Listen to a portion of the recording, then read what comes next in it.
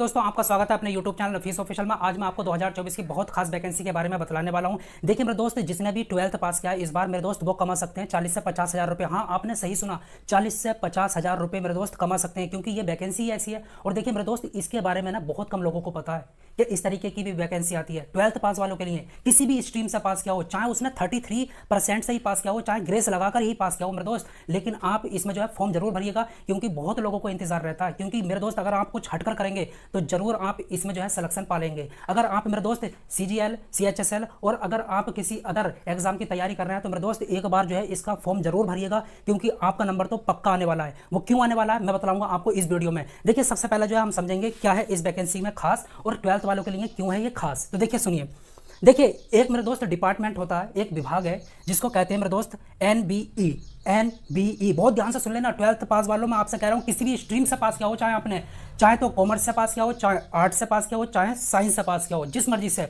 और कितनी भी परसेंट हो, 33 भी है ना, बहुत है। देखिए इसका नाम है नेशनल बोर्ड ऑफ एग्जामिनेशन। ये जो है मेरे दोस्त वैकेंसी निकालता है। इसको ज़रूरत पड़ती है, किसकी ज़रूरत पड़ती है मैं आपको सब कुछ बताऊंगा, बहुत ध्यान से सुनना। देखिए विभाग क्या है, विभाग क्या है मेरे दोस्त, जो इस वैकेंसी को निकालता है NBE, और ये भी वैकेंसी निकालता है अपने अंदर, मतलब किस किस पोस्ट पर जो है बंदों को रखना है। ठीक है, मैं ये बताना चाह रहा हूँ। तो देखिए एक विभाग होता है, एक डिपार्टमेंट होता है जिसको कहते हैं स्वास्थ्य एवं परिवार कल्याण मंत्रालय। ये विभाग है, भारत सरकार का ही एक मंत्रालय है ये। ठीक है, ध्यान सुनना, ministry of health and family welfare. ठीक है, इसके अंतर्गत एक डिपार्टमेंट आता है जिसको कहते हैं हम नेशनल बोर्ड ऑफ एग्जामिनेशन।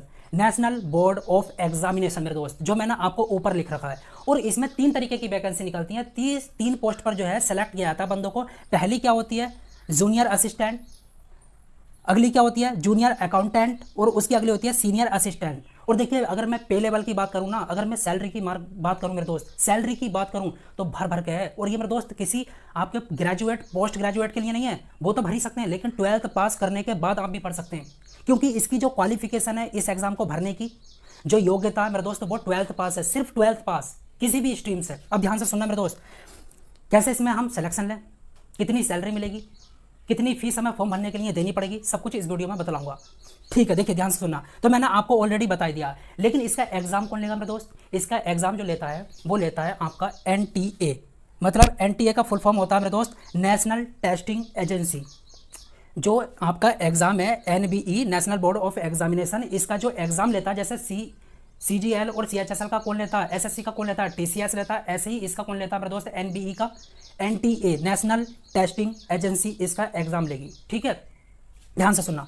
अब देखिए अगर मैं बात करूं इसकी योग्यता की, तो मैंने आपको ऑलरेडी बता दिया, इसमें आपको 12th पास चाहिए, बाकी कुछ भी हो सकता है, भर सकते हैं सभी लोग, किसी को मना नहीं है, किसी भी स्ट्रीम से हो, कोई दिक्कत वाली बात नहीं है। ठीक है, अब देखिए इसकी पोस्टिंग कहां पर होगी, ध्यान से सुनना।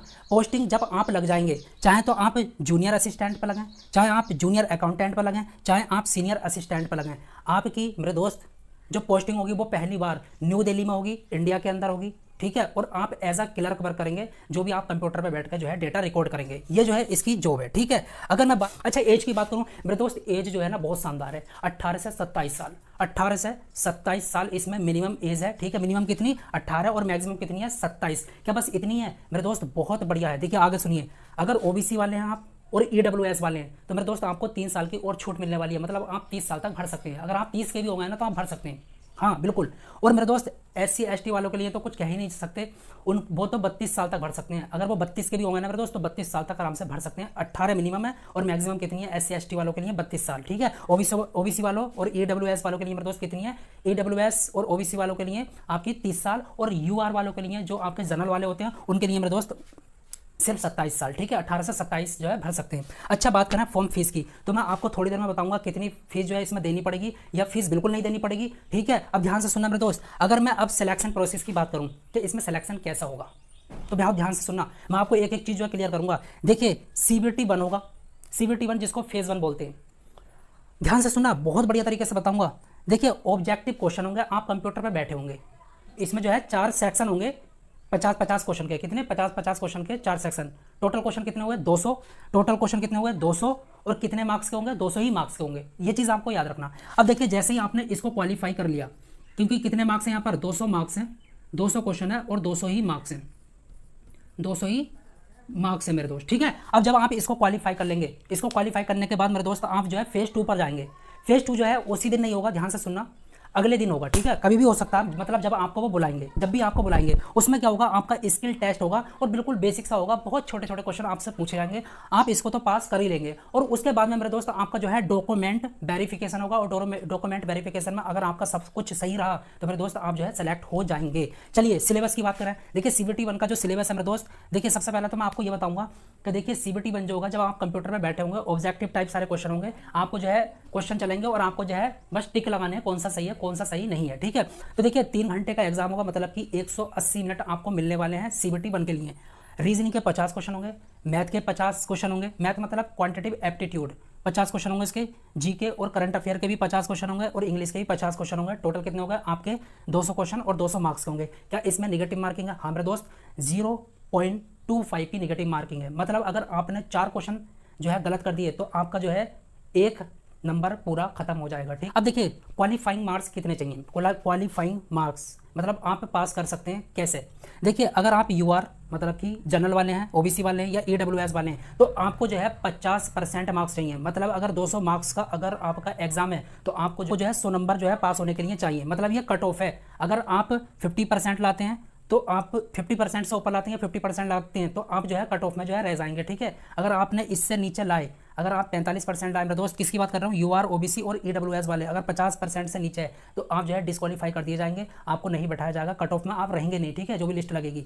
SC ST वालों के लिए छूट है आपकी 10% की, आपको 40% लाने हैं, ठीक है, 40% आप निकाल लीजिए 200 का। अब देखिए फॉर्म कैसा भरेंगे, जब आप फॉर्म भरेंगे तो आप जो है उसकी वेबसाइट पर जाएंगे, आपको नेम फिल करना है अपना, पापा का, मम्मी का, सभी का, उसके बाद में मार्कशीट लगानी है अपनी, जो भी आपने 12th में जो भी जिस स्ट्रीम से भी क्या हुआ आपने उसकी मार्कशीट लगानी है, फोटो लगाना, आधार कार्ड, कोई भी अपना आइडेंटिफिकेशन कार्ड लगाना है और फीस। अब देखिए फीस के बारे में भी मैं आपको बाद में बतलाऊंगा, ठीक है। तो मैंने आपको ये जो है सब कुछ बता दिया, इसके फॉर्म कब निकलेंगे मैं आपको सब कुछ बताऊंगा और सैलरी कितनी है वो भी बतलाऊंगा। देखिए 1 डे एग्जाम होगा, एक दिन में एग्जाम होगा CBT 1 वाला, ठीक है। बाकी तो आपको फेज 2 वाले जो है स्किल टेस्ट वाला जो आपको कभी फिर बाद में बुलाया जाएगा, जब भी बुलाया जाएगा, बहुत तेज प्रोसेस है इसका मेरे दोस्त, एक ही दिन में एग्जाम होकर निपट जाएगा सारा कुछ, बस आपको जो है फिर कभी बुलाया जाएगा स्किल टेस्ट के लिए और आपका डॉक्यूमेंट वेरिफिकेशन होगा, उसी दिन जो है आपको सिलेक्ट कर लिया जाएगा। फास्ट प्रोसेस है, बिल्कुल भी इसमें कोई किसी की नहीं सुनता, मतलब एकदम जो है आपका CBT 1 और फिर जो है तुरंत कुछ दिनों बाद, मतलब 10 से 15 दिनों बाद जो है आपका स्किल टेस्ट हो जाएगा।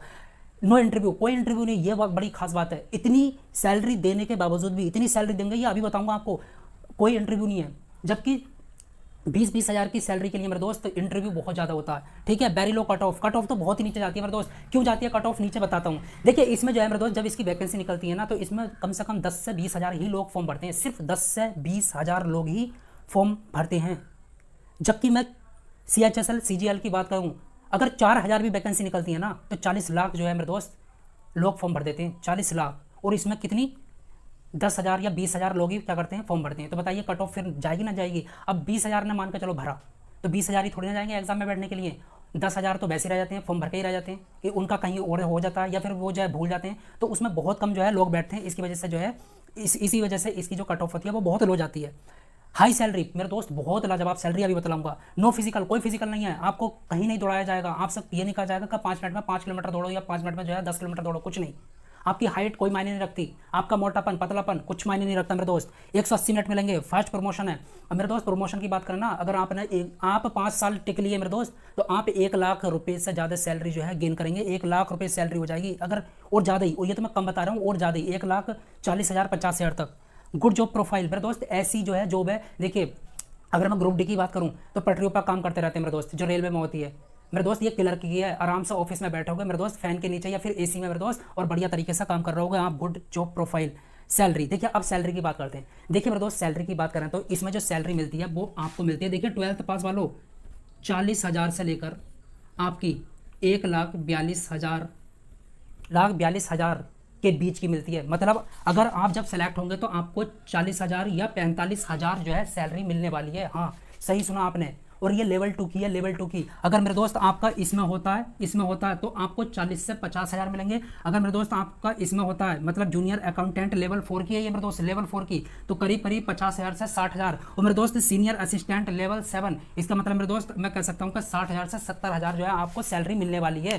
समझ रहा हूँ मेरी बात। देखिए कितनी सैलरी है। सिर्फ मैं बात किसकी कर रहा हूँ, 12th पास वालों के लिए मेरे दोस्त खास अपॉर्चुनिटी है, बहुत ज़बरदस्त अपॉर्चुनिटी है। अब मेरे दोस्त मैं बात करूँगा इसमें, देखिए इसमें बात करूँगा कि इसके फॉर्म कब निकलेंगे। तो मेरे दोस्त इसके जो फॉर्म निकलेंगे आपके जून या जुलाई में, लास्ट में जुलाई की शुरू में या फिर जून में जो है आपके फॉर्म जरूर निकलेंगे। आपके फॉर्म, हाँ मेरे दोस्त मैं कह रहा हूँ निकलेंगे ज़रूर। और इसका जो एग्ज़ाम होगा वो 4 महीने बाद होगा। और मेरे दोस्त इसमें जो है आपको सिर्फ 4 महीने जो है मेहनत करनी है, सिर्फ 4 महीने ही मेहनत करनी है। और मैं कहूँ ना बहुत ही सिंपल है। क्यों? क्योंकि देखिए रीजनिंग बहुत सिंपल होता है, सभी लोग करते हैं। मैथ एप्टीट्यूड है, क्वांटिटेटिव है मेरे दोस्त, बहुत सिंपल सा होता है। जीके और करंट अफेयर में मेहनत कर लीजिएगा थोड़ी सी, बस यही रहेगा। और इंग्लिश तो आपकी नॉर्मल सी आती है। 200 क्वेश्चन होंगे, 200 मार्क्स के होंगे और नेगेटिव मार्किंग मैंने बता दिया 0.25 की होगी। अब मेरे दोस्त मैं आपको बतलाना चाहूँगा, देखिए इसमें फीस क्या, मैंने आपको सब कुछ बता दिया। फीस मतलब जब आप फॉर्म भरेंगे, देखिए जो आपके यूआर वाले होंगे, ओबीसी वाले होंगे, ईडब्ल्यूएस वाले होंगे, मेरे दोस्त आपकी जो फीस होगी फॉर्म की वो 1500 रुपये होगी। कितनी? 1500 रुपये। और इनके लिए जो SC ST और महिलाएं, चाहे तो वो लड़का हो लड़की हो, ठीक है, उनके लिए कोई फीस नहीं है, मतलब कि 0 रुपया आपको भरना पड़ेगा। महिलाएं किसी भी कैटेगरी की हों, चाहे तो वो यूआर की हों, चाहे तो वो ओबीसी की हो, ईडब्ल्यूएस की हो, SC की हो, ST की हो, किसी को कोई फीस नहीं देनी। लेकिन जो लड़के होंगे यूआर वाले, ओबीसी वाले और ईडब्ल्यूएस वाले 1500 रुपये, और जो SC ST वाले लड़के होंगे, ठीक है, उनको कोई भी फीस नहीं देनी पड़ेगी। तो मैंने एक एक चीज़ मेरे दोस्त आपको जो है बतला दिया। आप मेरे दोस्त इसको जरूर भरिएगा, बहुत शानदार वैकेंसी है, बहुत शानदार वैकेंसी है मेरे दोस्त। और देखिए 12th पास करने के बाद इतनी शानदार 40 से 50 हज़ार रुपये मेरे दोस्त बहुत ज़्यादा होते हैं, बहुत ज़्यादा मेरे दोस्त। तो आप इसको जरूर जो है मेरे दोस्त इसकी तैयारी करिएगा, इस फॉर्म को भरिएगा। देखिए कुछ हटकर करिएगा, कुछ हटकर करोगे तो मेरे दोस्त जरूर आप जो है कामयाब होगे। तो आपको करना यही है, छिपकर तैयारी करनी है, अलग से तैयारी करनी है इसकी, किसी को नहीं बतलाना, बस करते रहिएगा। ओके।